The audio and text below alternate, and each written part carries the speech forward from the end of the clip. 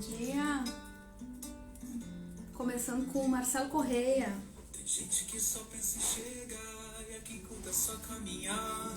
Tem gente que é grato à vida e a quem não consegue enxergar. Pra que tanto? Sejam bem-vindos, sejam bem-vindas, quem estiver entrando.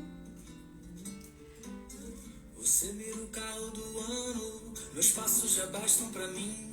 Você quer a roupa de grife e eu só penso em me despir desse tanto. Pra que tanto?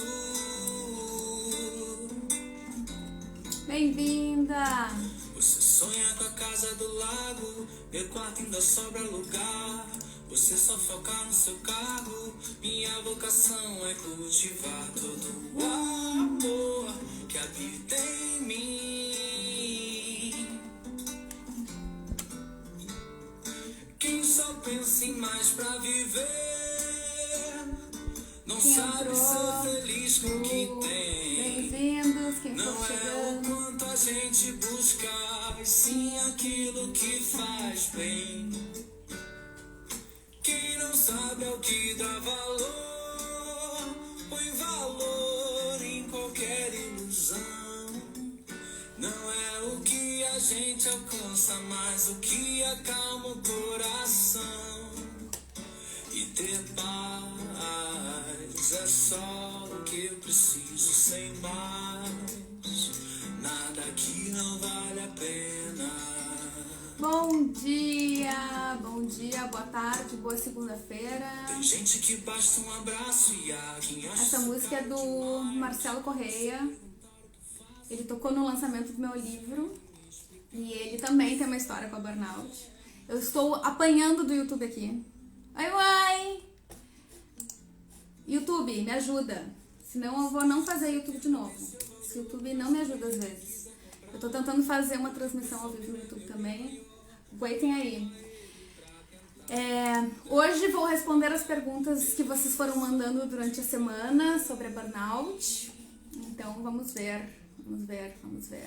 Por que ele está dando errado? Ele está com a câmera errada.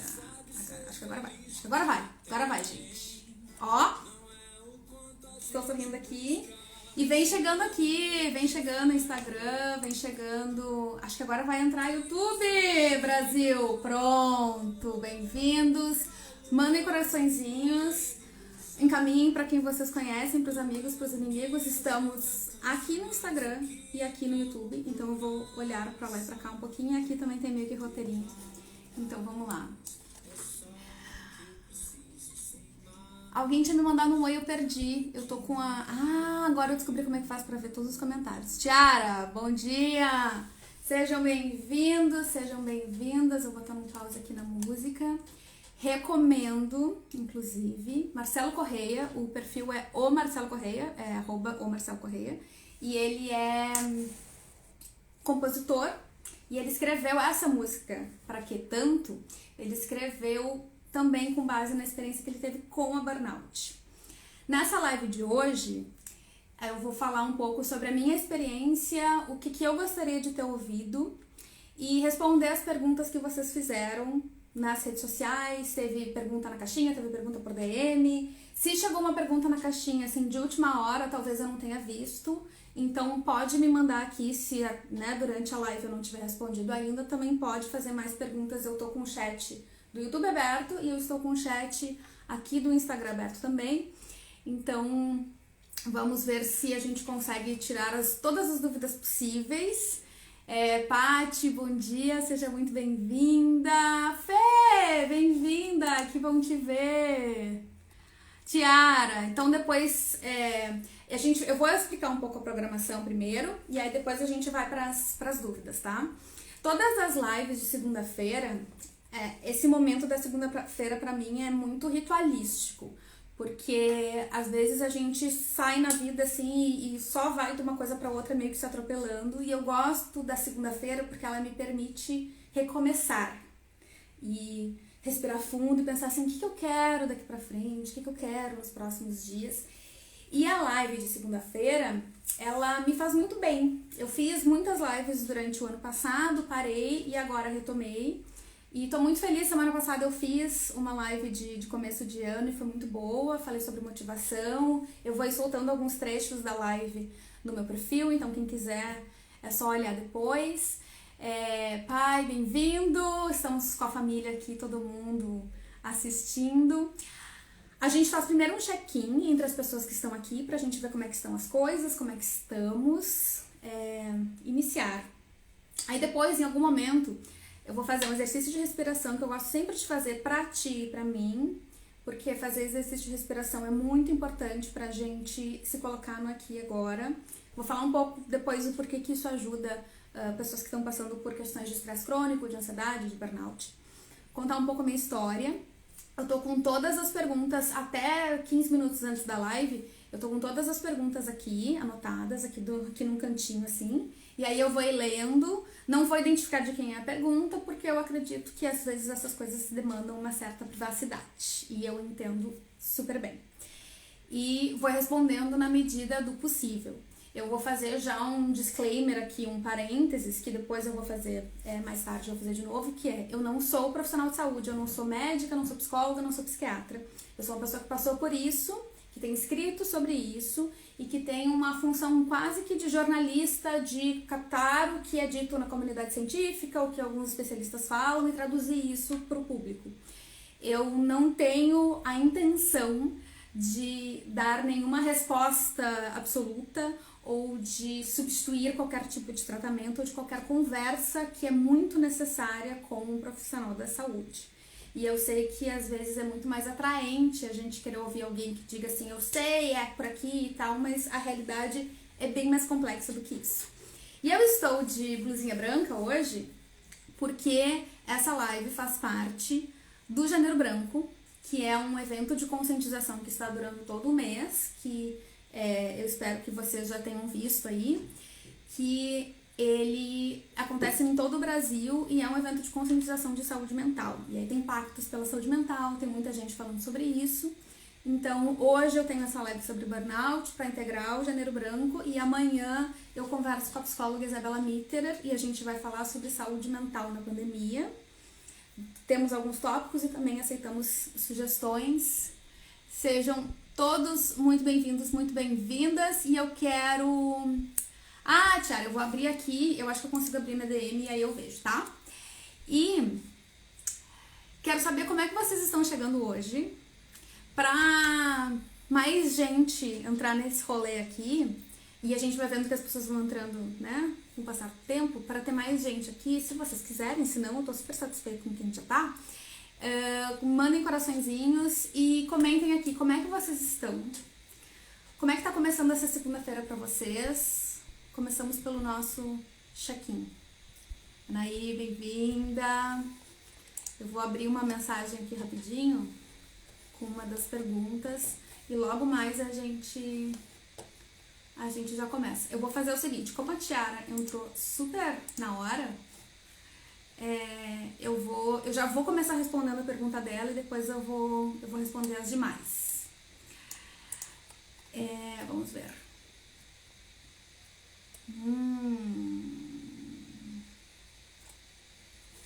Tá. Tiara, a tua pergunta tem uma outra pessoa fazendo uma pergunta muito parecida, então pra não ficar assim, que foi tu que fez a pergunta, eu vou responder mais tarde. Tem a ver com um dos temas bem... Existem vários, vamos colocar assim, existem vários temas bem recorrentes quando a gente fala de burnout, que é como é que fica a questão de salário, como é que fica meu vínculo com a empresa. E aí outra questão eu não sou advogada e eu indico inclusive o trabalho do Marcelo Valho, que ele escreveu um livro já sobre a responsabilidade das empresas. Então, todas as questões legais e burocráticas, o professor Marcelo Valho vai ter muito mais autoridade do que eu. Eu vou falar sobre as questões éticas e sobre a minha experiência. E aí também a gente vai falar sobre, será que vale a pena a gente se manter no mesmo emprego? Será que a gente sai do emprego? Quanto tempo leva pra se recuperar? Que outras perguntas que eu tenho aqui. Será que eu tô curada ou será que eu tô tentando me enganar? Foi uma pergunta que veio também. Medicação ajuda no tratamento junto com a terapia? Quando saber que é o momento para sair do emprego que te causou burnout? O que fazer quando você não consegue largar o ritmo insano de trabalho? Então essas são algumas perguntas que a gente vai respondendo no decorrer dessa live de hoje. Então, me contem aqui. Alguém já me disse como é que está? Paty, tu me mandou no direct? Deixa eu ver aqui se tu mandou no direct, que daí eu já vejo. Qualquer coisa me manda de novo. Eu acho que eu não tô com pergunta tua, eu acho. Não. Eu não tô com pergunta tua, Paty. Qualquer coisa, ou pergunta aqui no chat do bagulhinho, ou manda na direct, que eu dou um jeito aqui entre várias janelas que eu tô aqui, super multitarefa, que não é algo muito saudável, mas de vez em quando a gente consegue fazer. Vamos chegar aqui, segunda-feira, 18 de janeiro de 2021. Já estamos na segunda metade do primeiro mês de 2021. Está passando rápido, mais rápido que o raio parta. E eu quero começar fazendo um exercício de respiração com vocês. Esses exercícios de respiração, eles ativam o nosso sistema nervoso parasimpático, que é um dos dois sistemas que, quando a gente está num processo de esgotamento, de estresse crônico, de burnout, é um sistema que está colapsado. O sistema parasimpático é o sistema do relaxar, tá tudo bem. Se vocês quiserem, eu gostaria de explicar como é que funciona o ciclo do estresse, como é que isso age no nosso corpo, mas vai ser muita coisa para um dia só. Então, se vocês quiserem, na semana que vem, o tema pode ser o ciclo do estresse, como é que isso funciona fisiologicamente, como é que funciona emocionalmente, e aí eu posso entrar um pouco mais de detalhe. Para hoje, basta dizer que fazer exercícios de respiração ajuda muito a gente a relaxar, a acalmar, e é um santo remédio para os dias que estamos estressados, os dias, semanas, meses ou anos. Então vamos lá. Primeira coisa é conferir a tua postura, como é que tu está sentada, ajeitar assim o bumbum na cadeira, ver se a tua postura está ok, se tu está confortável. Dá uma mexidinha assim nas articulações que tu precisar, estrala o pescoço que nem eu, se não estrala também tudo bem. Pode colocar as mãos sobre as pernas, sobre os joelhos. E aí já vai reduzindo um pouquinho a frequência. Começa a fazer algumas respirações mais profundas. Presta atenção nos sons que estão na tua volta. Observa um pouco o que tem na tua volta. Se tu puder, fecha os olhos. Se não, mira num ponto fixo, um pontinho, uma poeirinha, uma coisinha assim que te ajude a manter a concentração nesses próximos segundos.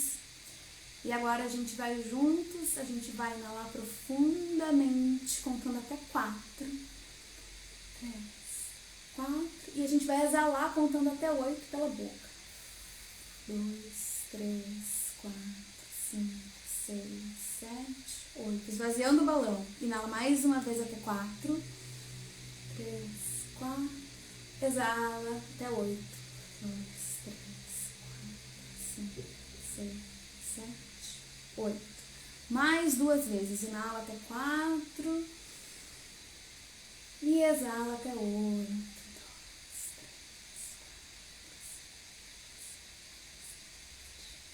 Você retoma o ritmo normal da tua respiração.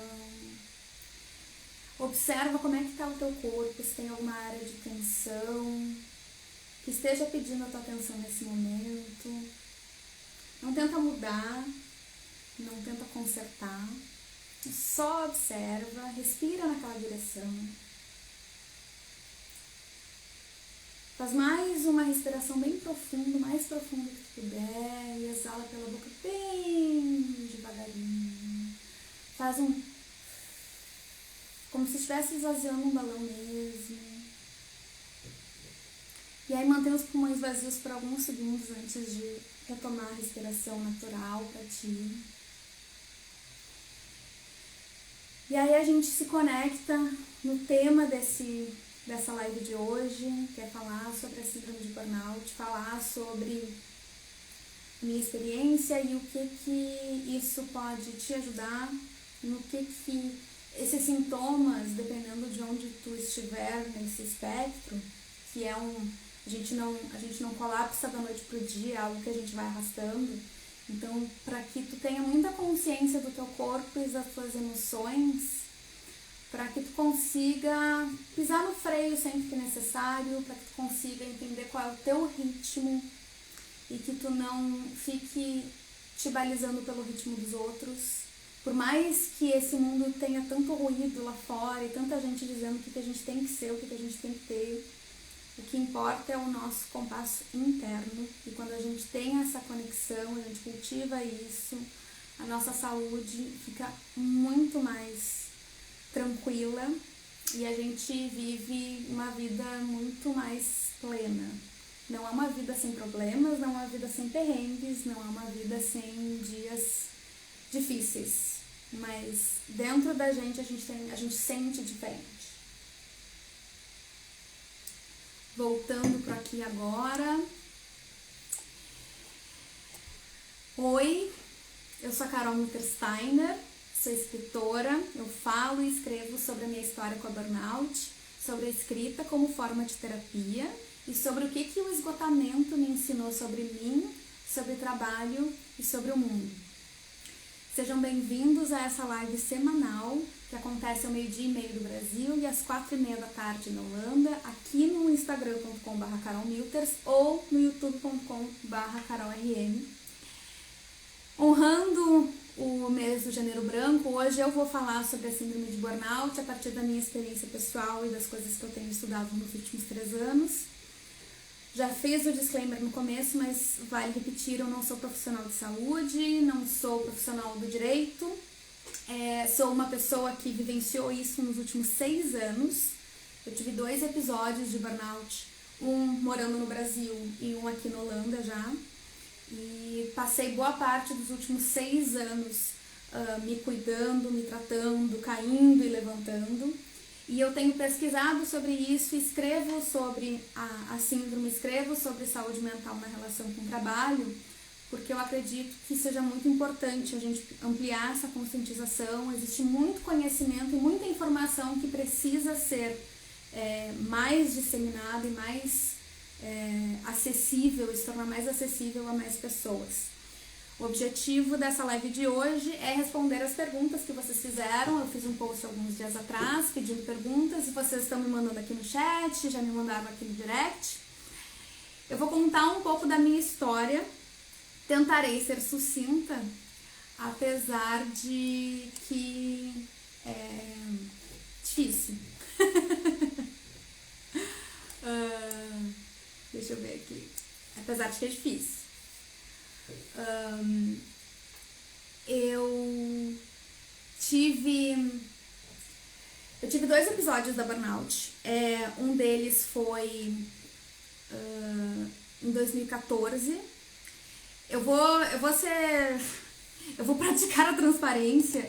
Eu saí um pouco do ar aqui, porque eu acabei de me dar conta que eu entrei meia hora antes na live.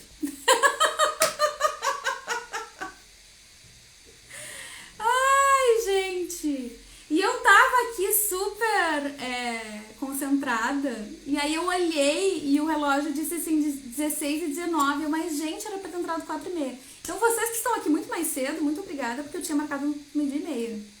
Então assim, primeira lição, as coisas saem diferente do que a gente planeja, a gente faz umas cagadinhas de vez em quando, mas tá tudo certo. Em outros momentos... A Anaí tava falando com a Anaí agora há pouco, entendeu? Dizendo pra ela, te vejo daqui a 1 hora, mas tudo bem. A grande lição, eu acho, assim, em outros tempos eu ia me chicotear, mas eu tô me chicoteando por dentro aqui, tá? Não se enganem de achar que eu tô aqui plena. Eu tô pensando assim, mas sua anta! Mas isso é uma das coisas que faz com que a gente fique mal, sabe? Assim, é essa cobrança, essa exigência imensa que a gente tem sobre a gente. E de achar que tem que ser tudo perfeito e que, assim, Deus me livre de eu fazer alguma cagada. Cagadas são parte da vida e aqui tá o maior exemplo. E aí, já que vocês estão aqui mais cedo, então vocês são do Petit Comité, que tem acesso a informações mais exclusivas. Ai, eu odeio essas coisas, mas tudo bem. Odeio essas coisas elitistas. Mas Até esqueci o que eu ia dizer. Não, o que eu ia dizer é que assim, agora eu já tô assim, ó, ai, total informal. O que eu ia dizer é o seguinte, sempre que eu vou falar sobre burnout, acontece alguma coisa desse tipo, assim, sabe? Eu começo a meia hora mais cedo, eu me atrasar, dar um barulho, um estouro, alguma coisa sai do previsto, e aí todas as vezes eu penso assim, isso aí, né, é um sinal de que a gente precisa aprender a lidar com as intempéries da vida. E uma das coisas que fez com que eu colapsasse era justamente a minha rigidez. Era justamente o fato de que eu achava que tinha que ser de um jeito e não podia ser diferente. E se não for pra ser desse jeito, então Deus me livre, sabe? Então, pra vocês que estão aqui, que entraram muito mais cedo, meu muito obrigada. E vamos fazer esse tempo valer pra vocês. Vou contar um pouco da minha história, então, nos próximos 8 minutos, até que o restante das pessoas chegue aqui no rolê. E aí quem chega antes ajuda a servir o salgadinho, ajuda a servir as bebidas, então vocês já são de casa. E aqui no YouTube também. Voltando à minha história, vocês viram que eu dei assim, ó, teve uma hora que eu dei um branco, que eu fiquei olhando pro relógio, eu fiquei, mas gente, como é que pode? Eu acho que isso é uma das coisas que a gente não pode perder na vida, assim, essa permissão da gente rir da nossa própria cara em público. Isso não quer dizer que eu sou uma pessoa incompetente, não sou uma pessoa incompetente. E se tu faz isso no teu dia a dia, se tu faz uma cagada dessas, tu não é uma pessoa incompetente porque tu fez uma cagada, sabe? Tem um roteiro, tem uma série de coisas que estão funcionando, mas tem uma que não funcionou, que é a que a gente entrou aqui super mais cedo. Então, quem for entrando, seja muito bem-vindo, muito bem-vinda, muito bem-vinde. Nós começamos bem antes do esperado, do planejado, mas isso significa que a gente tem muito que conversar. Então, vamos lá. Eu não sabia que eu estava passando por um burnout. Da primeira vez que eu tive o burnout, foi entre 2014 e 2016, foi o meu primeiro episódio. Na época, eu era diretora de uma agência, de uma empresa que presta serviços de marketing digital em Porto Alegre. Eu era sócia da empresa, liderava equipe, projetos e mais um monte de coisas. E eu tinha uma carga de responsabilidade imensa. Eu cumpria a função de umas 5 pessoas, né? Sempre que eu mudava, eu mudei várias vezes de área na empresa, sempre que eu mudava de área, eles precisavam de umas 3 pessoas para fazer o trabalho que eu fazia sozinha. Porque eu aceitava aquilo, porque me parecia que era o correto, né? E eu fui começando a desenvolver sintomas físicos. Comecei a desenvolver muita febre, muita infecção de garganta, infecção intestinal, infecção disso, daquilo, problema de sono, ingestão bem problemática e preocupante de álcool, porque eu não conseguia relaxar. Então eu chegava em casa e eu precisava tomar uma coisinha para conseguir dormir. E aí isso foi escalando. E aí foi indo do físico, né, desses sintomas de baixa imunidade, de problema de sono e de agitação, né? Começa numa agitação. Tu tá ali trabalhando, fazendo, e aí tu entra numa agitação. Essa agitação, ela não corresponde à realidade. Tu começa a ficar mais acelerado do que a realidade. No ambiente em que eu tava, eu estar mais acelerada do que a realidade era estar de acordo com a realidade do lugar, porque era insano. Ponto. A partir do momento que eu fiquei muito acelerada, muito agitada, trabalhando muito, horas e horas, em algum momento meu corpo começou a pedir arrego, começou a pedir descanso. Isso começou a se manifestar através de uma certa... Aí, como eu estava muito acelerada acima do mundo, o mundo começou a me frustrar. Porque eu queria que as coisas acontecessem, eu não estava mais conseguindo fazer, porque daí quando a gente está acelerada, a gente começa a fazer confusão. E a gente estando bem, eu estando ok, faço confusão de horário, imagina as cagadas que eu fazia quando eu estava acelerada. Então, assim... a gente começa a cometer mais erros do que o humano. E aí aí a gente fica frustrado, né? E eu comecei a ficar frustrada, eu comecei a achar que não adiantava nada o que eu tava fazendo. Me percebi meio que viciada num ciclo de apagar incêndios, porque o ambiente também proporcionava isso, e porque quando eu apagava um incêndio eu me sentia bem comigo mesma. E quando eu vi, eu só tava apagando incêndio, realmente estressada, mas eu não tinha uma postura de pessoa estressada. Tanto que eu conversei com uma pessoa que era da minha equipe, e ela disse que eu chamava ela de estressada. Veja só, né? O mundo não gira de capota, inclusive pra mim, pra todo mundo. Porque ela reclamava das coisas, ela reivindicava que era muita coisa, era muita carga de trabalho, era muito tudo. E eu achava que ela estava estressada, porque o meu jeito de responder ao estresse era: eu vou continuar fazendo e eu vou ficar bem quieta na minha.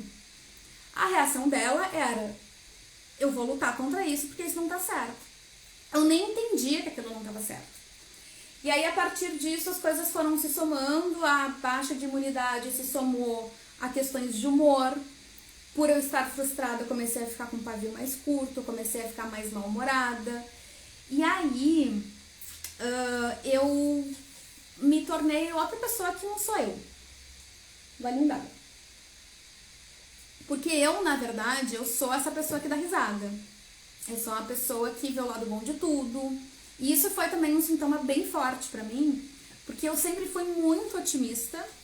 Deixa eu botar o copo aqui por questões de cenografia. Eu sempre fui uma pessoa muito otimista. E quando eu comecei a perceber que eu tava com uma postura de foda-se, sabe assim? Não vai fazer diferença nenhuma, isso não vai dar certo mesmo.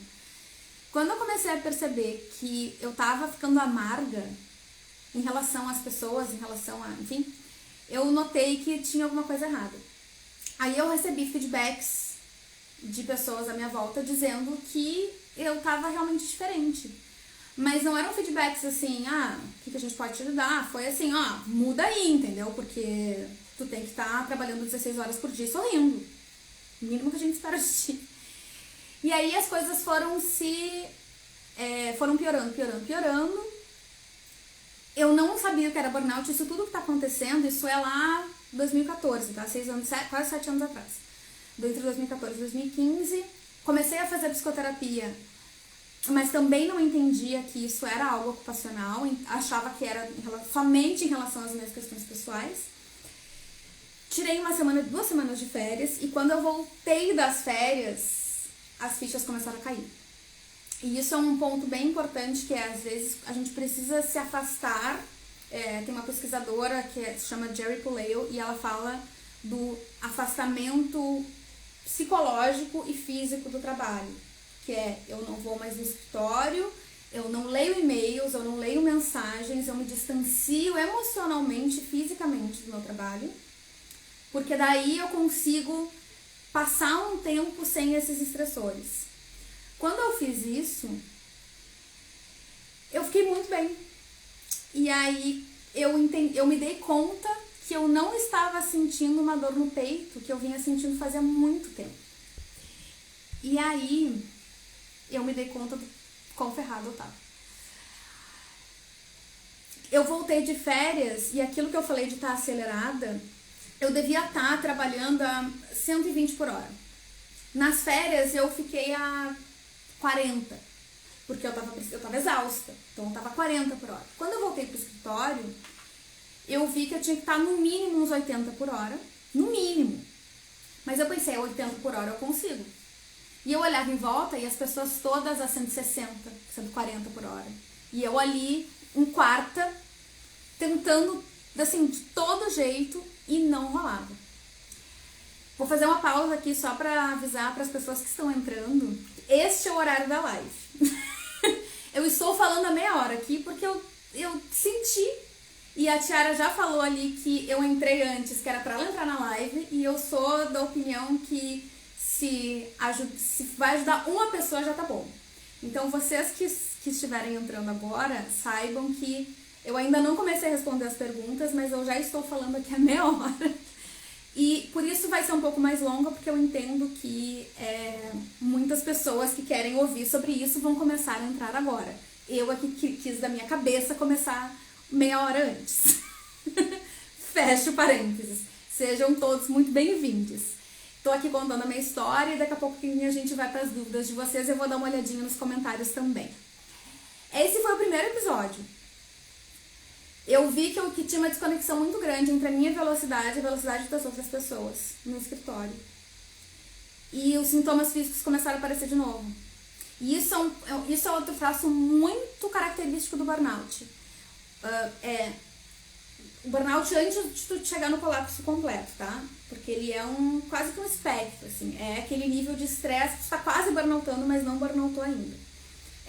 Eu saio do trabalho, eu tô bem. E eu leio muito disso, de muita gente dizendo isso. Eu saio do trabalho, eu tiro férias, eu fico bem. Aí eu volto, 2 dias antes de voltar pro trabalho, eu já começo a pirar. Isso é um sintoma fortíssimo. Fortíssimo. E foi isso que aconteceu comigo. Eu pedi um afastamento. Eu era sócia da empresa, então pra mim não se aplicavam questões de INSS, tanto que eu nunca fiz perícia nem nada. O que é um grande privilégio, porque eu também converso com muita gente que tem que passar por isso, eu sei o quanto que isso é difícil. Mas eu pedi um afastamento pra poder me cuidar, apesar de não saber o que estava acontecendo comigo. O tempo foi passando, várias coisas aconteceram, eu viajei, enfim, e ficou claro para a empresa que eu não voltaria mais ser a pessoa que eu era antes. Ficou muito claro que eu não ia mais me matar de trabalhar, que eu não ia mais responder sim, senhor, para todas as coisas, e que eu tava querendo ser mais legal, ser mais gentil, ser menos, sabe, impositora das coisas. E que talvez eu não fosse mais render aquilo tudo, sabe? E aí houve uma decisão de... Seja feliz, Carol. Que foi uma decisão muito problemática, muito mal feita e muito mal conduzida. E que demonstra muito o quanto que a gente precisa se cuidar, porque as organizações, as empresas, elas não vão te colocar na frente do lucro. Ponto. Nunca. Assim, não existe possibilidade, porque a natureza de uma empresa é gerar lucro. Se algo que está acontecendo contigo estiver acima do lucro da empresa, tu vai dançar. E essa foi uma compreensão que eu tive, né? Um entendimento que eu tive que obviamente me doeu muito, mas que hoje eu entendo que infelizmente o mundo é assim. E que eu preciso encontrar as minhas formas de conseguir trabalhar e de conseguir ter uma relação com o trabalho, que pra mim hoje o que funciona é trabalhar de forma autônoma. E depois eu tive um outro episódio, por questões financeiras, aí eu me mudei pra Holanda, porque foi muito traumática essa saída, então eu saí do país, vim pra Holanda, comecei tudo de novo e pensei, agora vai. Agora sim, putz, mudei de casa, de país, entendeu? Agora vai.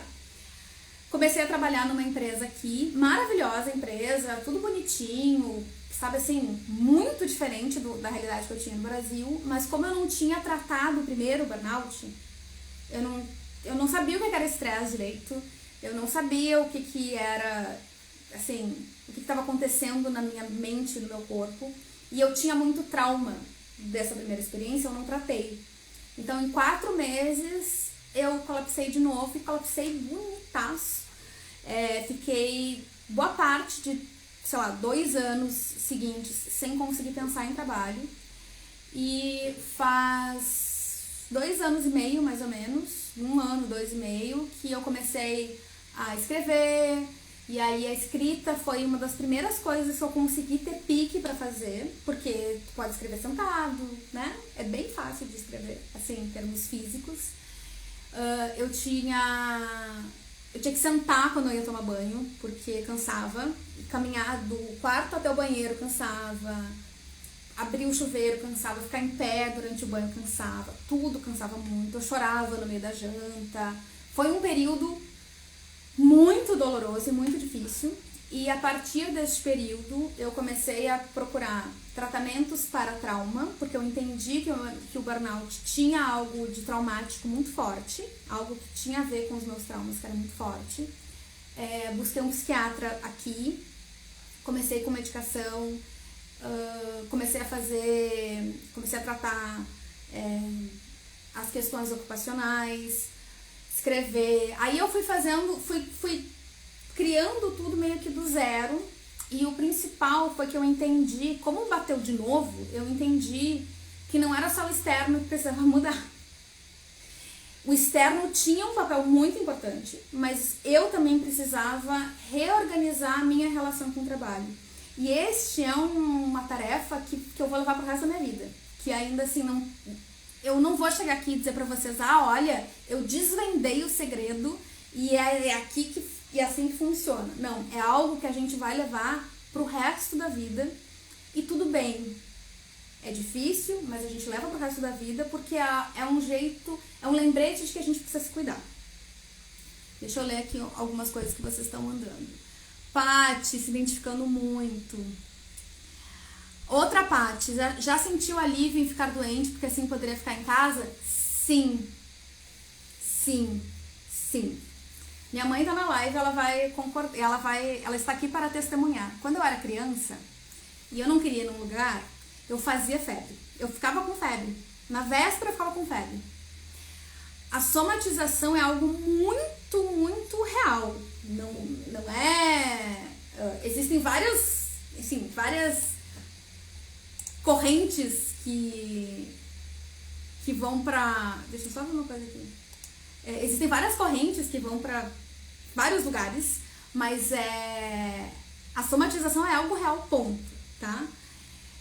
Quando a gente não entende as nossas emoções, quando a gente não entende o que está sentindo, não entende o que quer, por vários motivos, a gente acaba usando sintomas físicos para nos livrar de situações emocionais desafiadoras. E isso eu continuei fazendo até ano passado. E depois do burnout, eu comecei a ficar muito exausta quando eu tinha que ir para algum lugar que eu não queria ir. Quando na verdade é simplesmente a gente pensar assim, eu sou obrigada a fazer isso? Não farei. Não sou obrigada, sou obrigada a fazer, como é que eu posso fazer isso de uma forma que não me violente tanto, né? Mas, total, Paty. Tiara, aconteceu pra entrar na live de hoje. E aí, quem está entrando agora, eu quero só comentar de novo, quem tá entrando agora, eu comecei muito mais cedo por uma questão assim, não sei o que aconteceu. Às vezes a gente se distrai assim, meio segundo e é o suficiente para fazer uma cagada. Mas aqui estamos, tá tudo bem. Nessa live aqui eu tô respondendo perguntas de vocês sobre a burnout. Jana, respeitar a nossa vontade, sim. Eu vou ler. Primeira pergunta aqui que eu recebi foi: o que fazer quando você não consegue largar o ritmo de trabalho insano? Essa eu recebi no inbox. E é excelente essa pergunta, por quê? O não conseguir largar o ritmo de trabalho insano, eu até perguntei pra quem me perguntou, eu perguntei, mas tu não consegue porque tu é obrigada a compactuar com o ritmo insano ou porque tu tem a necessidade de estar em um lugar insano? E eu acho que as duas coisas se complementam. O que eu quero dizer com isso? Existe real algo chamado workaholismo. Quando a gente fala que a pessoa é workaholic, não é um elogio. Respirem e simplesmente, André, bem-vindo. Respirem e simplesmente reflitam sobre isso. Uma pessoa workaholic, isso não é um elogio. No inglês, uma pessoa que é alcoólatra é alcoholic. Uma pessoa que, qualquer coisa, uma pessoa que é viciada em comprar é shopaholic. A pessoa que é viciada em trabalhar é workaholic.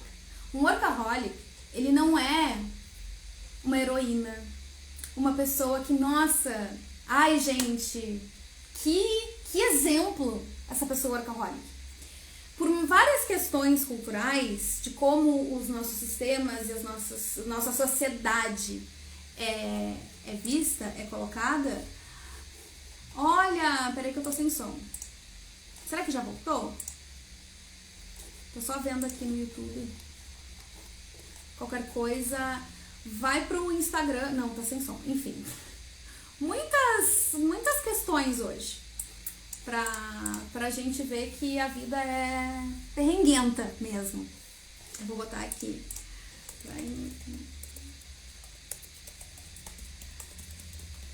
Então, existe o workaholismo. No YouTube que tá sem som, acho que é porque eu tô usando pra... Deixa eu ver aqui se eu parar de gravar. Coiseia.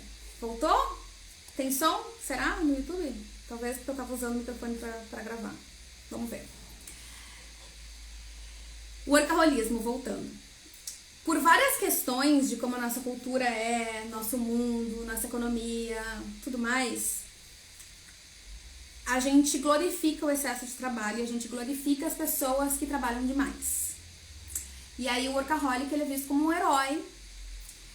E então existe um ponto que é, muitas vezes a gente não consegue largar um ritmo insano de trabalho, e eu era essa pessoa, e eu às vezes ainda sou essa pessoa, por ser um sintoma de workaholismo. A pessoa é viciada em trabalhar. E eu sou workaholic, conheço muita gente que é workaholic, boa parte das pessoas que eu conheço é workaholic. E aí existe uma linha entre ter uma relação saudável com o trabalho e ser viciado no trabalho. Só que eu quero deixar muito claro que o ser workaholic não é algo assim... não é totalmente culpa da pessoa. É uma doença que é socialmente aceita e elogiada.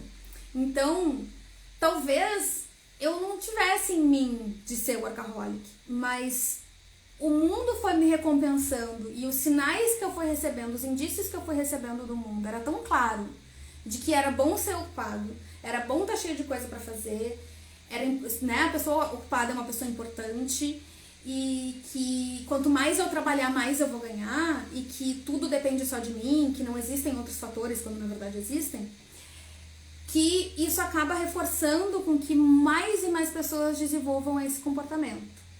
Então, para responder a primeira pergunta em 20 minutos, o que fazer quando não consegue largar o ritmo insano de trabalho é refletir sobre a tua relação com o trabalho, refletir sobre quem tu é sem o trabalho e entender que o trabalho ele é uma parte bem importante da nossa vida, mas ele não é tudo. Ele não é a resposta para as nossas angústias, né? Porque quando a gente coloca todos os nossos ovos numa cesta só e essa cesta cai, quebra tudo.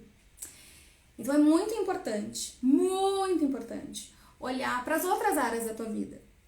Assim como o alcoolismo, ele é um sintoma de que existe alguma área da vida que tenha tido uma experiência traumática, que tenha alguma ferida aí que tu tá tentando remediar com álcool, com droga, com compra, com cigarro, com qualquer coisa, comida, com qualquer coisa que seja do teu vício. O trabalho é a mesma coisa. E muitas pessoas, eu também, usamos o trabalho para remediar e para preencher vazios que, na verdade, são de outras áreas da vida. Então, seria observar se essa tua necessidade de ter um ritmo insano de trabalho é realmente tua, por que ela tá aí, né? Conversar com um psicólogo, enfim, entender por que eu preciso estar sempre trabalhando. Porque isso é um trabalho, isso é um processo de se entender que leva tempo, não é algo que em uma consulta, entendi, beleza, tchau, beijo. Existem muitas questões aí, é bem complexo, mas é possível sim de mudar essa relação. O que mais que tá aparecendo aqui com a gente?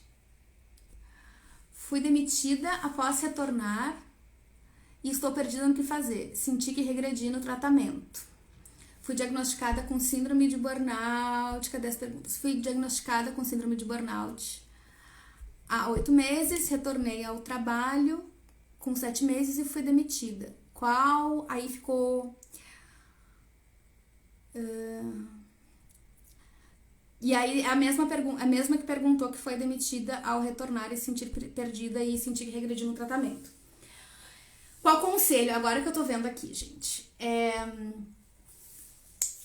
Várias coisas. Primeiro, A burnout é uma questão, é uma síndrome que leva bastante tempo para recuperar. Essa é uma das outras perguntas que estão aqui. Que pela experiência, por estudos, enfim, quanto tempo leva para recuperação? Existia uma ideia de que levava em torno de 2 anos. E hoje essa expectativa já está aumentando para 5 anos. Isso depende, eu não tô aqui pra dizer assim, pelo amor de Deus, Carol, tu não quer me dizer que eu vou ficar 5 anos desse jeito. Não, não é assim. Porque acontece o seguinte, a gente colapsa, a pessoa colapsa, e aí primeiro tem o ponto de que quem não chegou a um colapso vai ter um tempo de recuperação melhor. Quanto antes tu conseguir observar os sintomas e começar a tratar, mais fácil vai ser de tu te recuperar. Colapsei. Daqui até sei lá, 2, 5 anos de horizonte, é para tu conseguir chegar a um estado de estabilidade, que se tu te cansa, tu não precisa ficar 2 semanas na cama, tu fica 2 dias na cama e já tá bom. Tu consegue trabalhar um número de, sei lá, 30 horas por semana, ou até 40 horas por semana. 40 horas por semana não é necessariamente saudável, ou mais do que isso, né? Mas é chegar num ponto em que, mesmo que tu caia, que tu tenha um dia ruim, que algo ruim te aconteça, tu consegue retomar sozinho. Que tu não precisa ir num hospital, que não, sabe? Esse é o ponto de estabilidade. Do colapsar até a estabilidade, não é uma linha reta. Não é uma linha assim, a minha energia vai voltando, vai voltando, vai voltando. Não é assim, infelizmente. É um zigue-zague, na verdade. Muitas vezes é um zigue-zague. E faz parte, porque o corpo, ele colapsou, o teu corpo e a tua mente colapsaram. Tu precisa juntar os pedacinhos, e aí às vezes a cola não secou, e tu quer sair correndo, e aí desmorona tudo de novo. Às vezes desmorona tudo, às vezes desmorona um pedaço, mas tu consegue reconstruir isso. Então, o conselho que eu te daria é muito pouco provável que se consiga manter uma vida saudável no trabalho que te causou o burnout, no mesmo trabalho, no mesmo ambiente, com as mesmas pessoas. Então, procura outras opções, outras coisas, entende por que tu foi parar naquele lugar, honra aquela experiência, se aconteceu, beleza, aconteceu, não tem o que fazer, mas o que daqui pra frente vai fazer sentido pra ti? E te aconselho muito a ver com Justiça do Trabalho. Tem o professor Marcelo Valinho, que ele... Valinho, outra coisa, gente. O professor Marcelo Valio, ele é advogado trabalhista e ele tem muito conteúdo sobre isso. Te encorajo e te sugiro olhar em relação às questões de quais os direitos que tu tem, porque obviamente que existe uma questão financeira muito importante aí e que tu precisa ter um amparo financeiro para poder te recuperar bem. Fora isso, do ponto de vista emocional, é focar no teu tratamento, focar no teu cuidado, focar em ficar bem e fazer algo que te faça bem. A sensação de que tu regrediu no tratamento é normal, é comum. Não sei se eu posso dizer que é normal, mas é comum, tá? Isso acontece mesmo, a gente dá 3 passos pra frente e 2 pra trás. E existe esse pêndulo, às vezes, de que a gente acha, putz, eu não aprendi nada. Será que eu não aprendi nada? Mas não. Tu vai ver, o fato de tu tá te dando conta disso já é diferente do que tu estava te dando conta lá atrás. Então, eu recomendo muito que tu escreva, coloca pra ti, assim, o que eu tenho aprendido, o que isso tem notificado em mim, porque eu tenho certeza que, por mais que pareça que tu tá regredindo, tu tá evoluindo. Mas é que, às vezes, parece, porque a gente quer estar bem. Mas o estar bem também, grande ponto de interrogação. Porque, às vezes, o estar bem, a gente quer estar bem pra trabalhar 60 horas por semana. Mas é bem pra quem, né? Então, cuida de ti. Mais perguntas.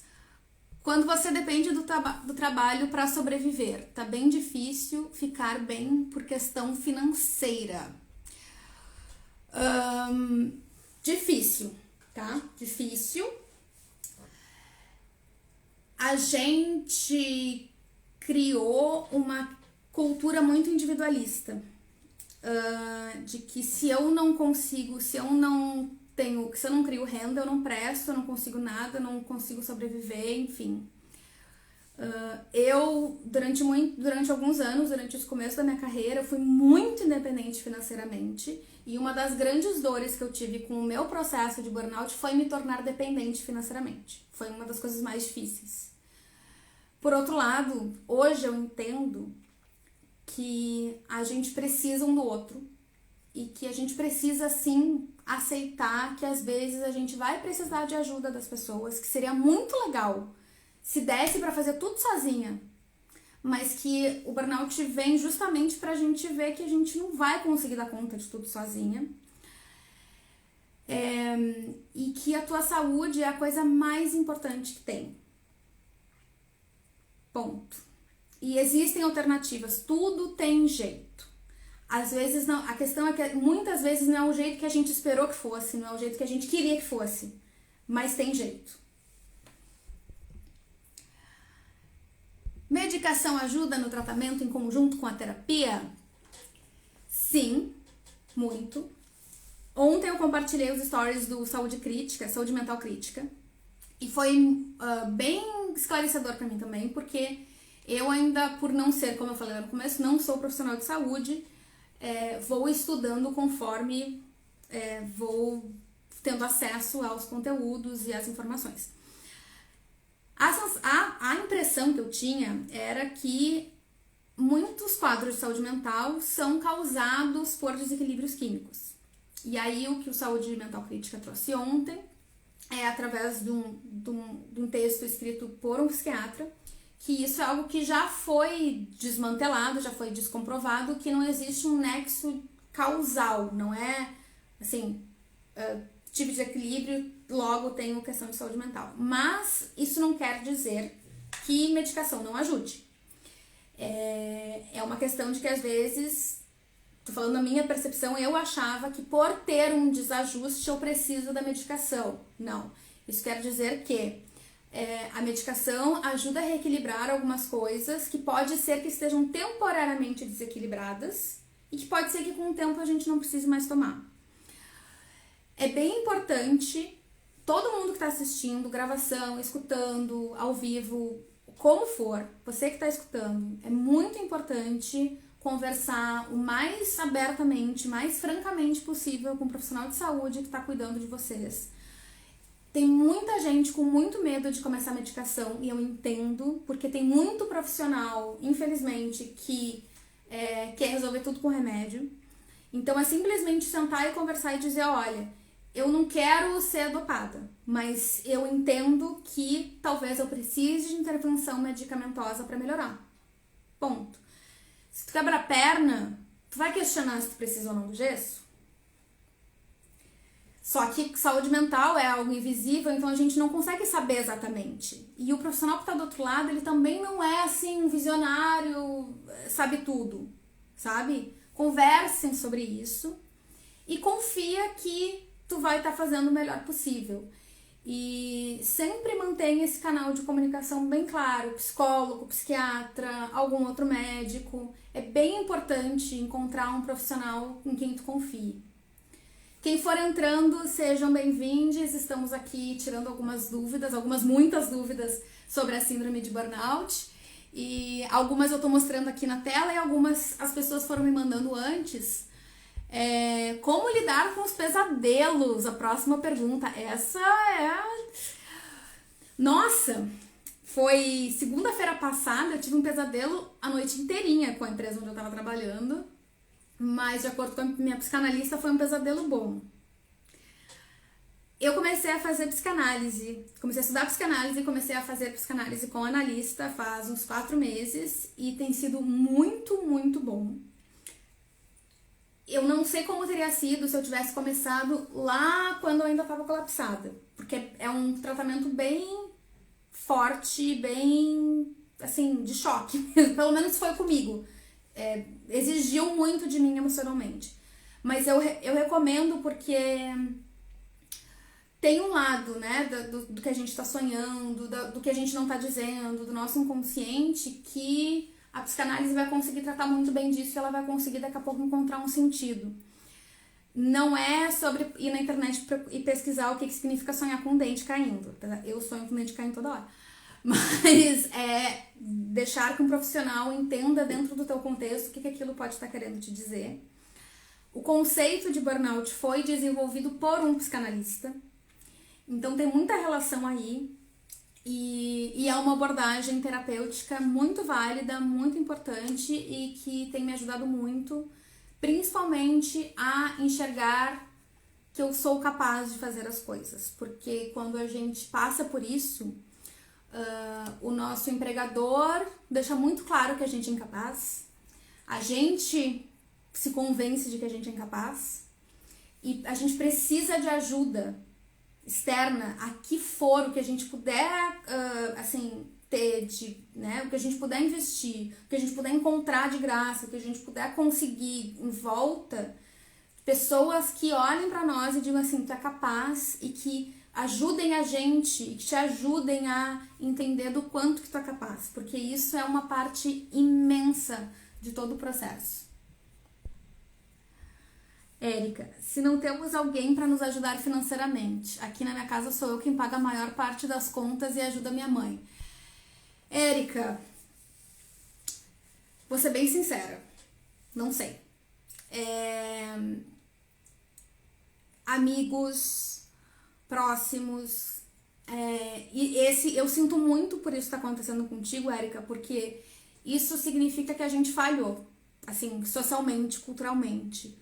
Porque se a gente precisa colocar nas costas de uma pessoa que tá desabando a responsabilidade de sobreviver, significa que, e a gente já sabe por várias outras questões, que falhamos rude, né?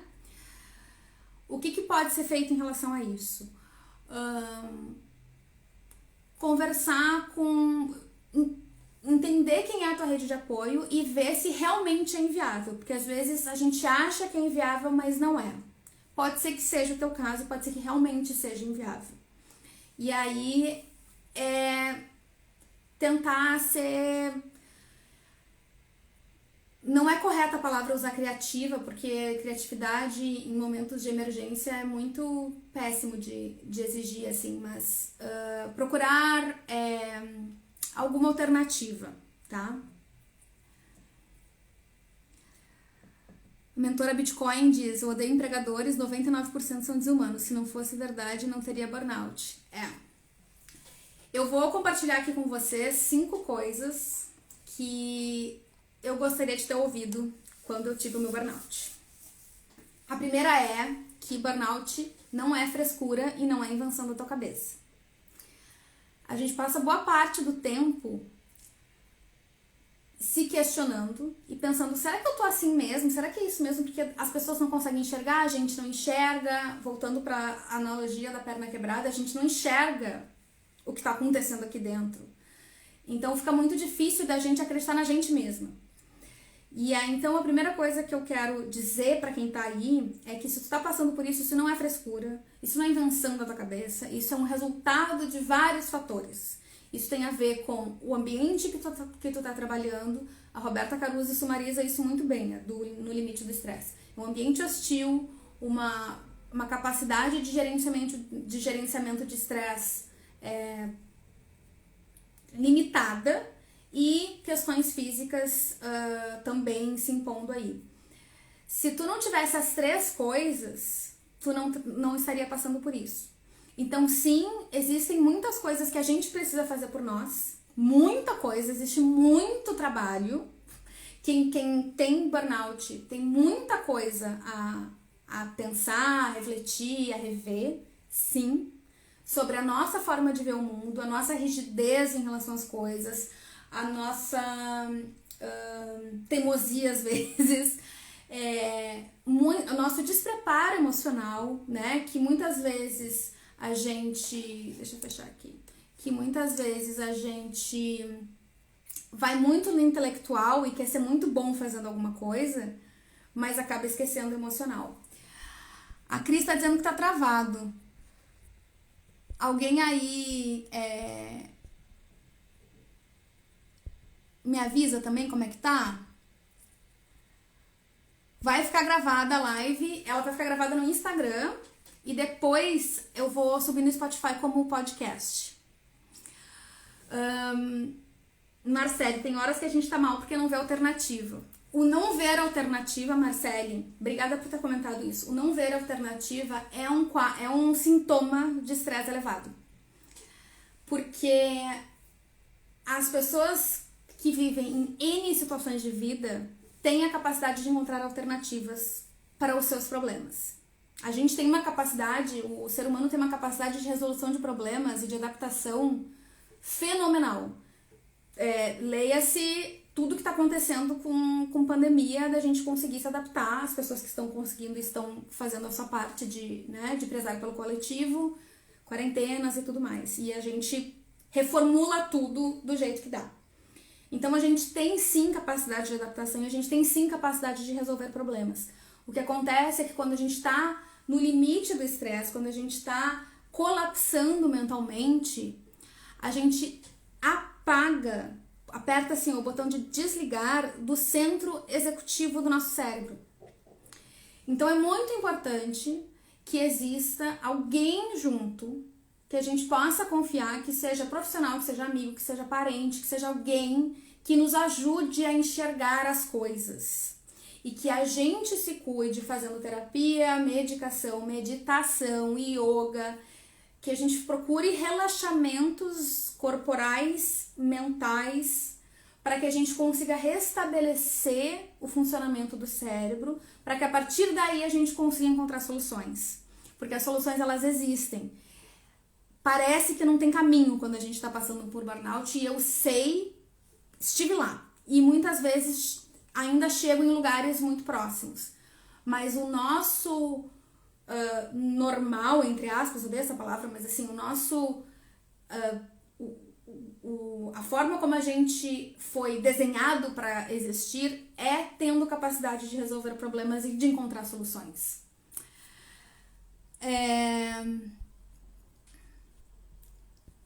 Vivian, creio que um fator que influencia também é conviver com outros workaholics, principalmente pessoas íntimas que agem assim e te incentivam assim também. Sim, isso vem da família, isso vem dos colegas, isso vem de muitas coisas.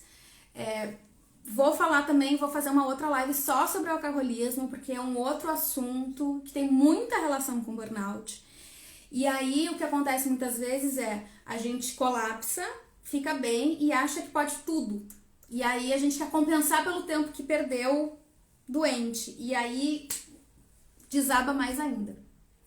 Tiara, tenho colegas de trabalho que dizem que o meu caso é falta de inteligência emocional, mas na verdade é exatamente o que você falou. Alcancei a consciência do que realmente vale a pena. Esforço desmedido pelo trabalho não vale a pena porque compromete todas as outras áreas da vida. Muito bom, Tiara, é isso mesmo.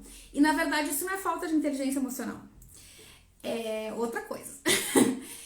E aí também, Tiara, segunda coisa, segundo ponto, segunda lição que eu tive com a burnout, segunda coisa que eu gostaria de ter ouvido quando eu tive a burnout é que não é culpa minha e que não é culpa tua.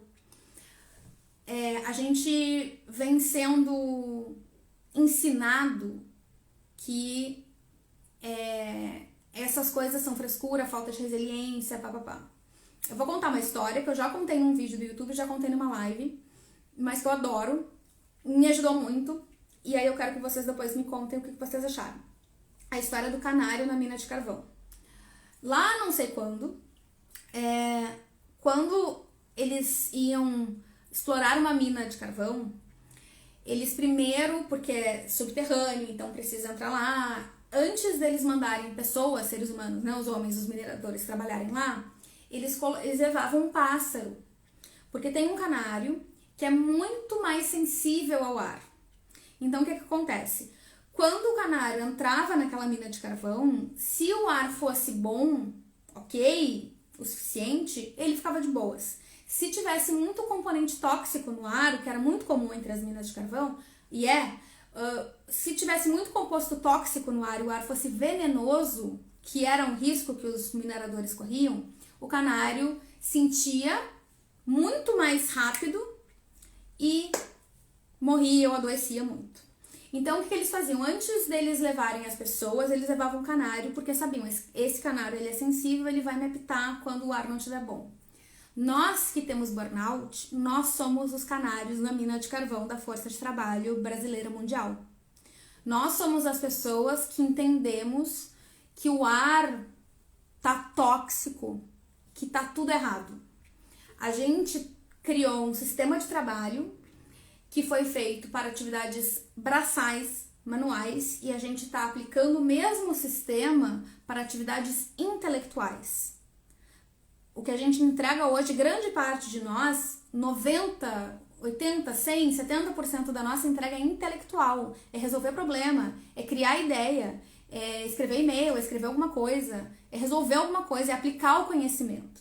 E quando a gente fala de uma atividade intelectual, ela acontece onde? Onde é que precisa estar bom? O que precisa estar funcionando para a gente desenvolver uma atividade intelectual bem?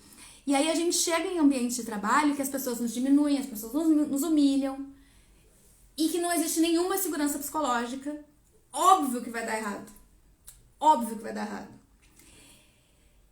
Eu fiz uma live com a Roberta Carusi e a Regina no ano passado, no evento de conscientização da burnout, e eu comentei o seguinte, eu e a Roberta nós comentamos o seguinte, daqui a algumas gerações, isso aqui, eu tá explicando que burnout não é frescura, vai parecer uma insanidade, as pessoas vão dizer, mas óbvio que não é, sabe? Mas lógico, falar que empresas não são ambientes psicologicamente seguros, vai parecer assim, cara, assim, uma empresa que não cuida de questões emocionais dos seus colaboradores e não prioriza isso, daqui a X anos, eu não sei se vai ser 5, 10, 50, vai ser que nem uma empresa que bota um operário para construir um prédio sem capacete e sem andaime.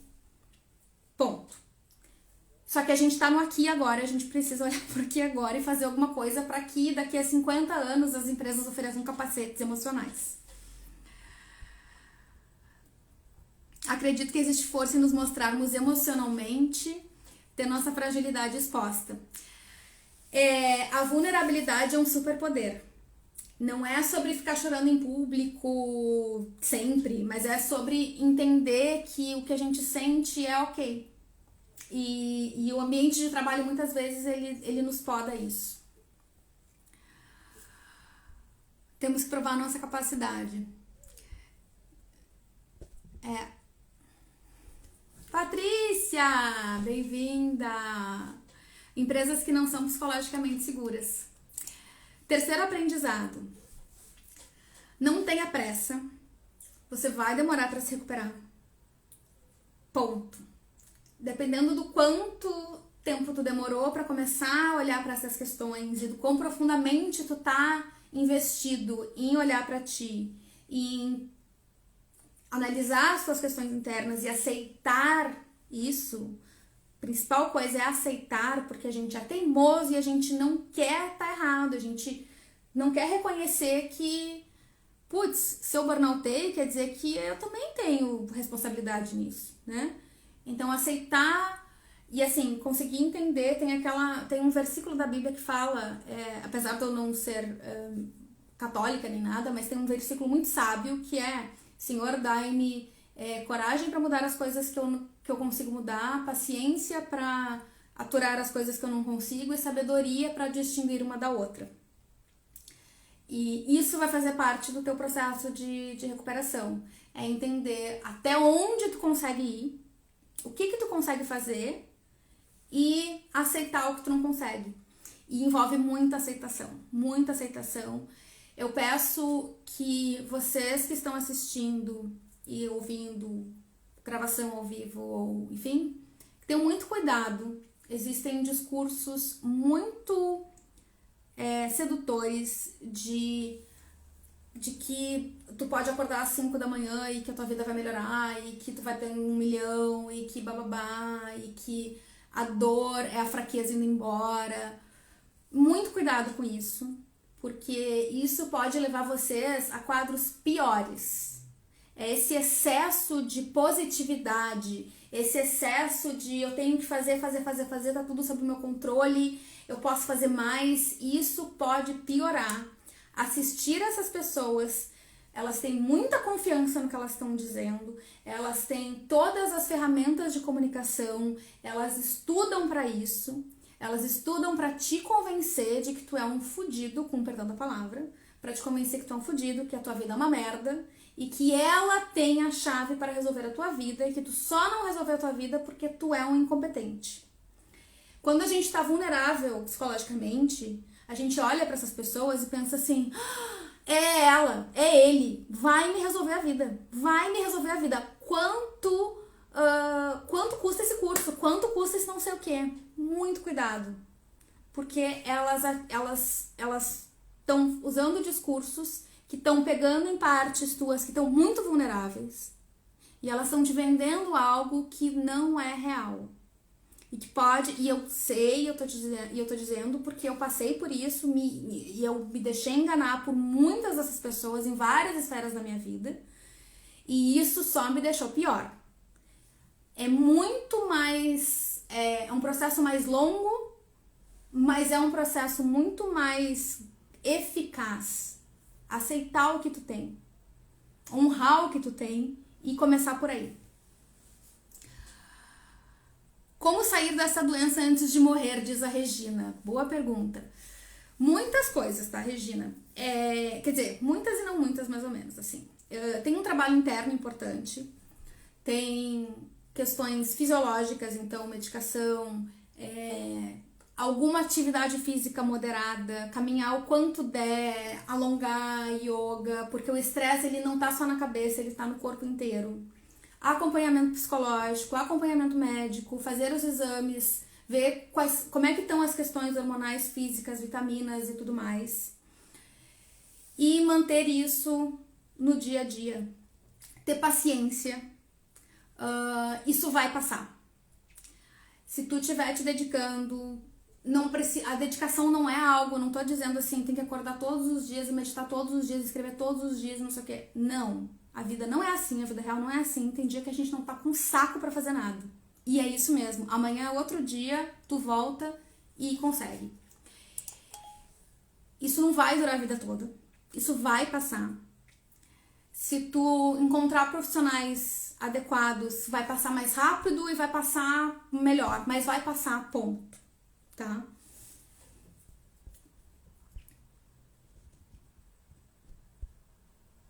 O autoconhecimento pode nos ajudar a evitar o burnout?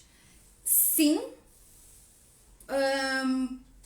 Depende, tá? Porque eu tinha investido um ano inteirinho em autoconhecimento quando eu tive meu segundo burnout. Então, depende muito, porque não existe um autoconhecimento completo, né? O autoconhecimento, a gente sempre vai estar escondendo alguma coisa da gente.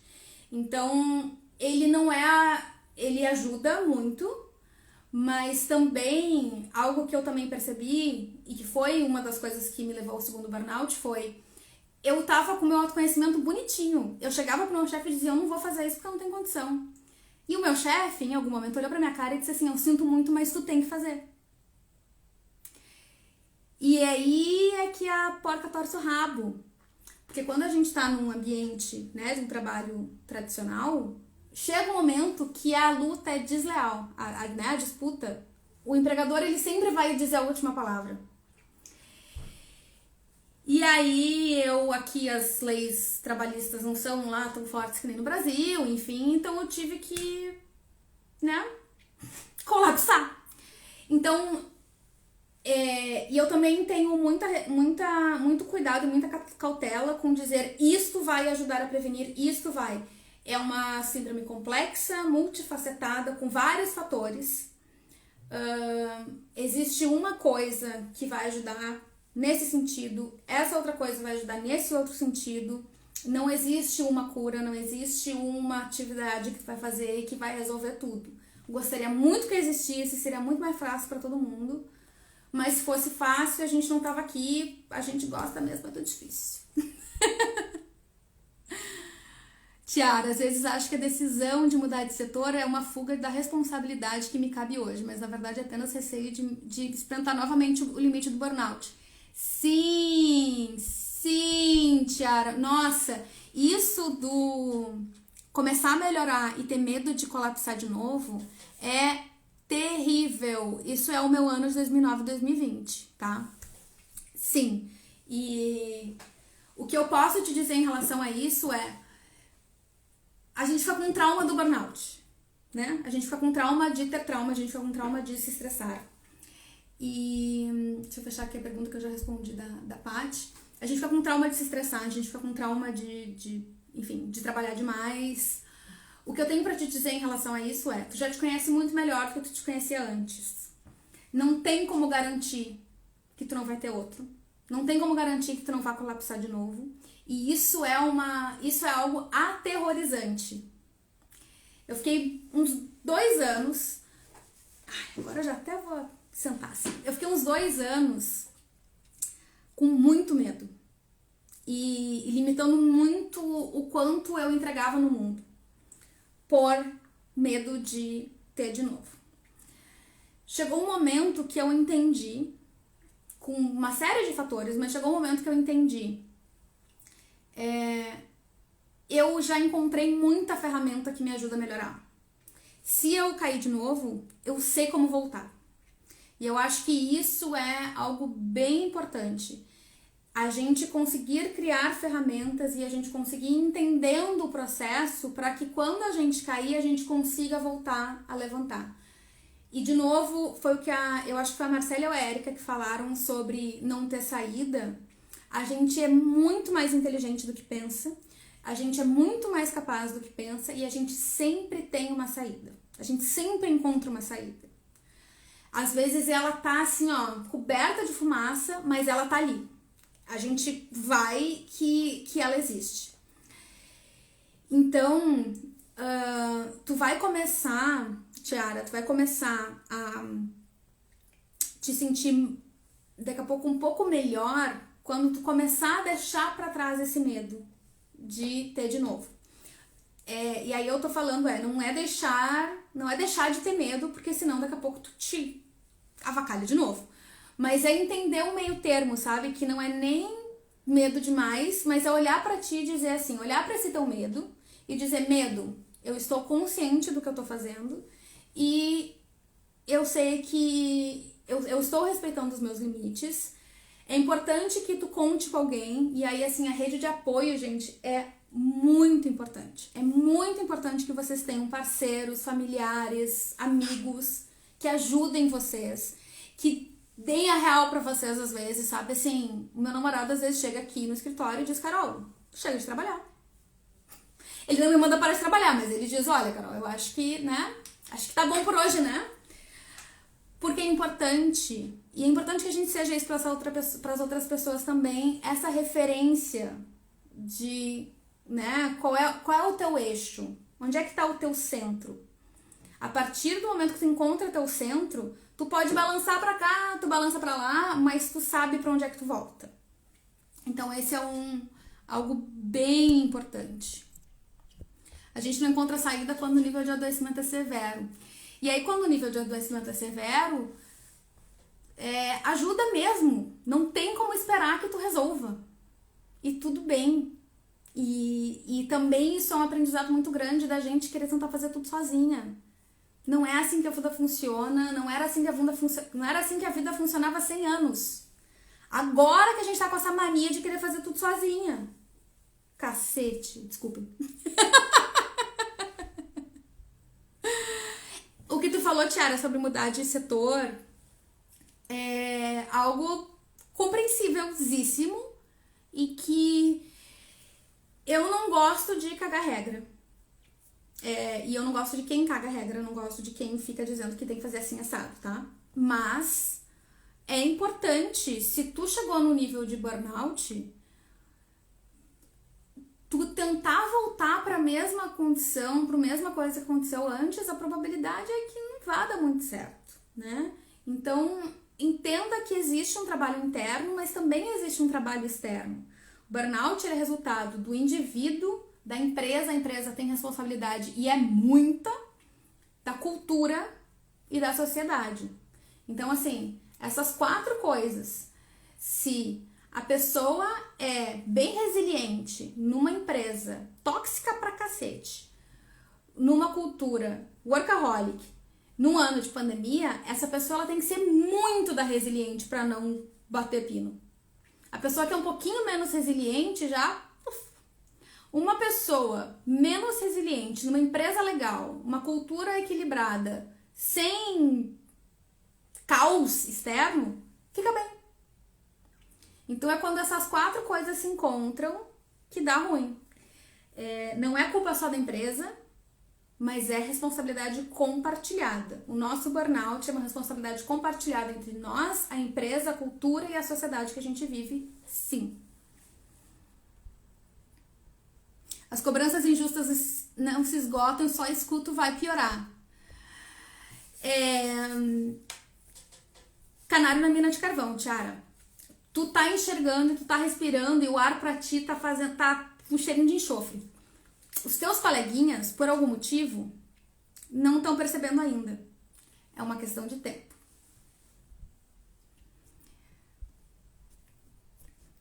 Eu perdi aqui. Ouvi de uma chefe, não estou gostando dessa nova Tiara.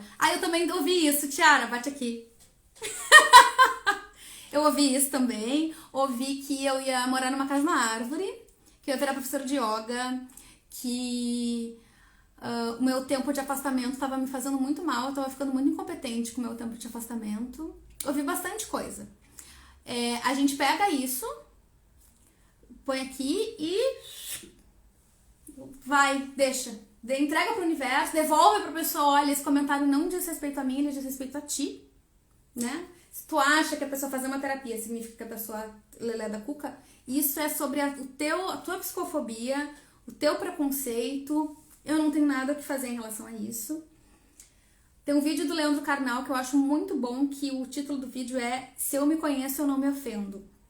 Ele diz o seguinte no vídeo: a pessoa te chamou de burro. Ou tu é burro, ou tu não é. Aí se tu é burro, tu pensa assim, não, eu sou burro mesmo. Ok. Por que eu vou me ofender se é verdade, né? Verdade, beleza. Se tu não é, tu pensa, não é verdade. Tem mais a ver com a visão de mundo dela do que a minha. Claro que isso é muito mais fácil dito do que feito, né? E outra coisa que a minha filhada aos 6 anos de idade me ensinou, quando a gente aponta o dedo pra outra pessoa, um dedo aponta pra ela, pra outra pessoa, e os outros 3 apontam pra nós.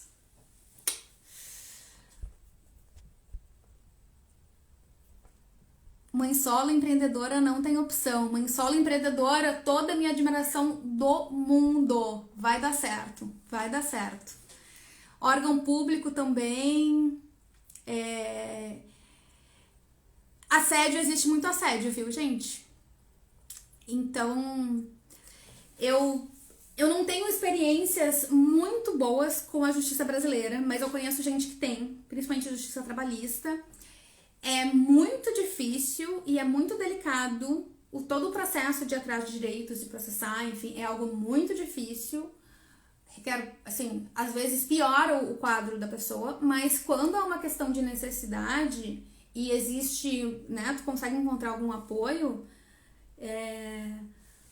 justiça precisa ser feita, né? E eu acho que acima de tribunal, justiça, juiz, trabalhista, não sei o quê, é a gente entender que isso é injusto. E aí, Tiara, todo mundo que tá nessa live entende que isso que tu passou é injusto.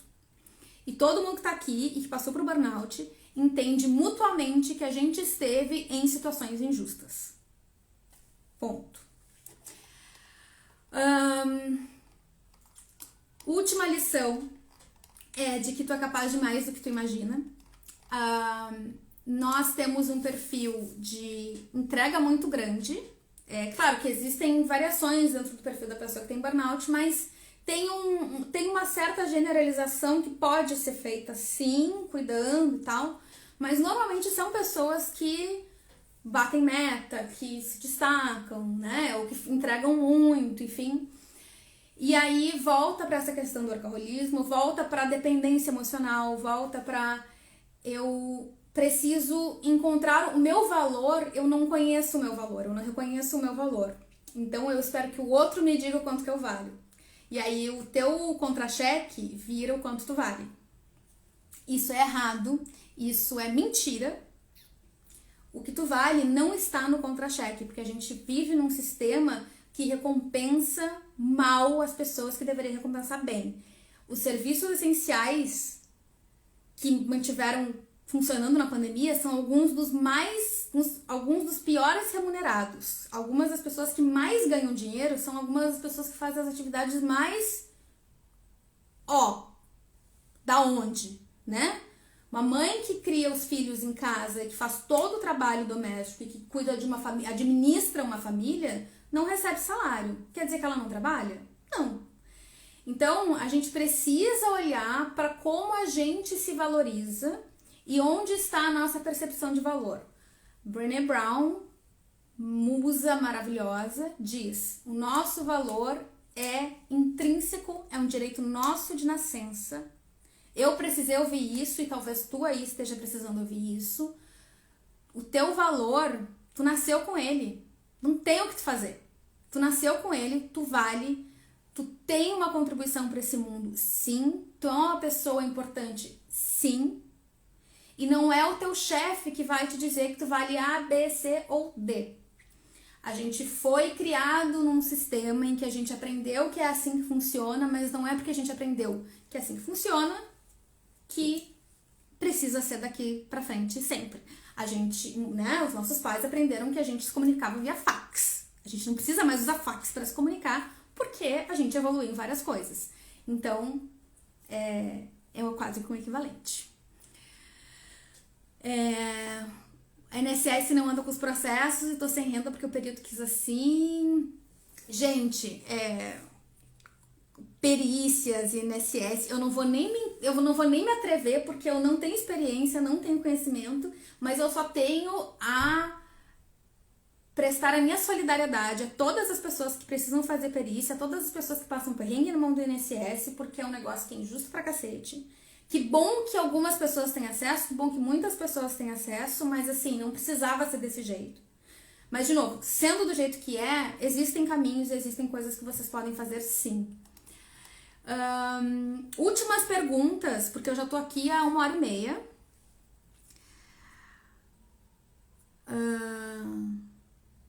Marcele, burnout virou algo que eu alego, não que entreguei em resultados anteriores. Bom, conversem aí entre vocês, que eu vou ver aqui a Vivian Galina, que estava aqui, pergunta: qual o tempo médio de recuperação da síndrome de burnout? Eu já comentei mais cedo. Começou assim, né, algumas pesquisas iniciais demonstraram 2 anos, mas tem algumas pesquisas sendo realizadas nos últimos anos que demonstram até 5 anos. Porque às vezes tem problema de diagnosticar. Aí tem uma outra pergunta aqui que pergunta se é válido procurar ajuda especializada em burnout ou um acompanhamento em terapia em comum já ajuda. Aguinha. Eu nunca tive acompanhamento especializado, tá? E eu tô bem. Teria sido melhor? Provavelmente, porque eu tive que ir atrás e fazendo as minhas próprias pesquisas e meio que fazer o meu próprio tratamento. Não existe um tratamento para burnout. Existem profissionais que estudam isso e que, a partir do teu caso, dos teus sintomas, das tuas problemáticas, vão começar a te guiar de uma certa forma. Mas não existe uma fórmula pronta. Então, sim, é melhor se tu tem condições de encontrar, se tu tem condições de pagar por ajuda especializada, porque daí eu também penso que vão ser profissionais particulares, enfim. Quem tem acesso, use esse acesso. Quem tem privilégio, use esse privilégio. Tá tudo certo, né? E quem não tem, use o que tem acesso, use o que você consegue, né? O psicólogo da universidade que atende de graça, ou que atende a preços populares, enfim. E se apoie em fontes de informação. Tem a Elô, tem a Roberta, tem eu, tem a Isabela Camargo, tem outras pessoas que falam sobre isso, o Damião Silva, que é psicólogo, e tem várias outras pessoas que estão falando sobre isso e que podem te ajudar também. Independente do profissional de saúde, o tratamento o tratamento não está todo na mão de um profissional. Ele é um conjunto. A gente vem de um tempo em que profissional de saúde sabia absolutamente tudo de tudo. E hoje,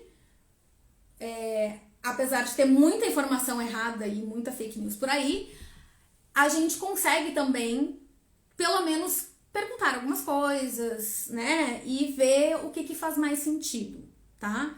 Então, use isso, converse, crie uma relação de confiança com o profissional com quem tu está tratando.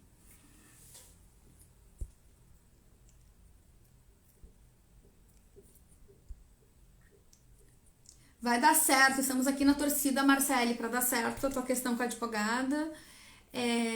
38 mil servidores no INSS em 2013, agora são 19 mil. E 12 tiveram afastamento. Aí, gente, tem que rir, né? Que os profissionais do INSS, metade se afastaram. Ironia, a gente vê por aqui, né? Burnout é culpa nossa ou do trabalho? Com base no que eu vim falando aqui, qual é a resposta que vocês dariam aqui pra Iris? Deixa eu ver aqui se temos mais alguma.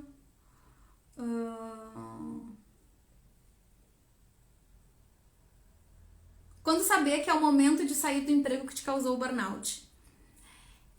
Pergunta de R$1 milhão. Queria muito saber.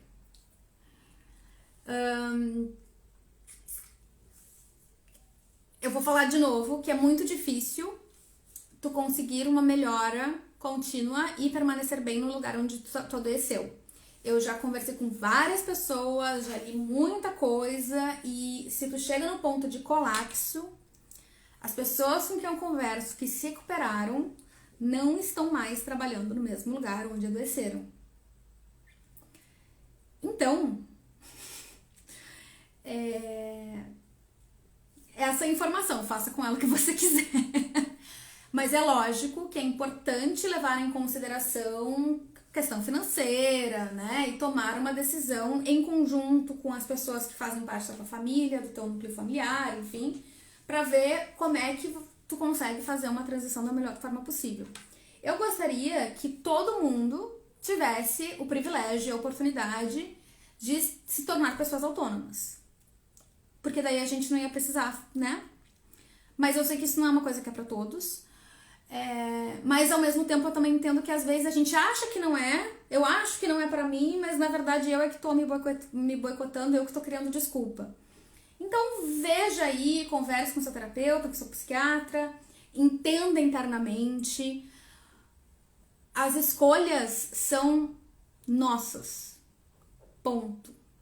Quando a gente passa por um colapso, quando a gente passa pela burnout, a gente se sente tão frágil que a gente para de ter a sensação de que a gente sabe escolher e que a gente sabe decidir. Mas as decisões, elas precisam ser nossas sempre. Tu vai ouvir o que eu tô falando aqui, tu vai ler um artigo, tu vai fazer não sei o que lá, mas a decisão é tua. E tu precisa ter autonomia para tomar a tua própria decisão, que seja sentar numa sala em silêncio durante 15 minutos, deixar o telefone lá fora, escrever num papel o que eu faço sobre o que eu faço sobre esse trabalho, meditar sobre isso. A decisão é tua, sempre. Não existe assim, se tu fizer tal coisa, esse é o cenário, se fizer tal coisa, esse é o cenário, mas garantias não há. E isso a gente pode interpretar como, né, uma baita de uma cilada ou uma oportunidade. Ai, Cris, você é tão importante no meu processo de melhora. Seus vídeos, livros são incríveis. Obrigada! Obrigada. Gente, eu estou quase perdendo a voz e aí eu também preciso estar atenta aos meus sinais, porque eu estou aqui 1h30, mas foi muito bom, foi disparado o que mais teve participação. Me mandem mensagem com outras perguntas que vocês tiverem. Aqui, das que eu tinha anotado, eu fiz todas. Eu vou fazer um print aqui porque faltaram algumas. Tô fazendo um print aqui, pronto, das que faltaram. Semana que vem eu vou falar sobre o ciclo do estresse. Live da semana que vem, o tema é ciclo do estresse. E eu vou responder mais perguntas. Escrita terapêutica, Cris. Semana que vem eu vou trazer um exercício de escrita terapêutica pra vocês, tá? Fiquem bem na medida do possível. Muito, muito, muito obrigada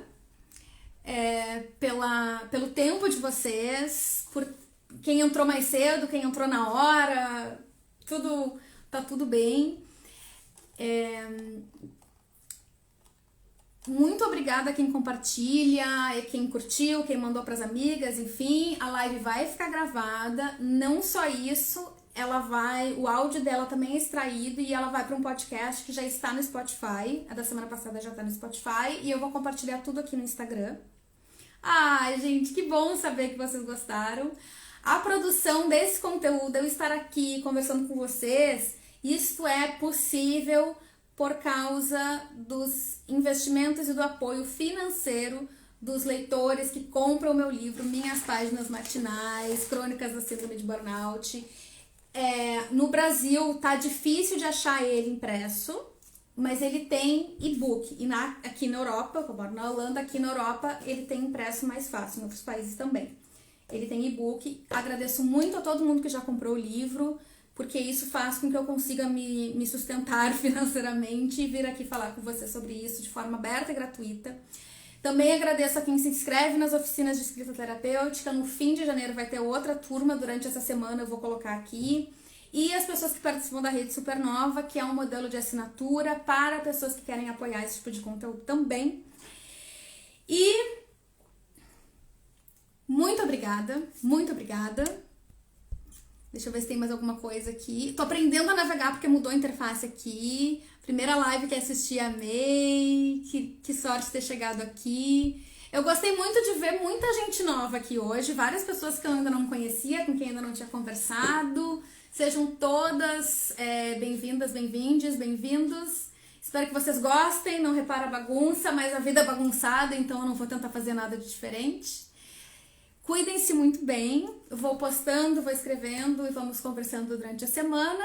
Segunda-feira que vem estou de volta, 12:30 do Brasil, 4:30 da Holanda. Muito obrigada de novo e se cuidem bem.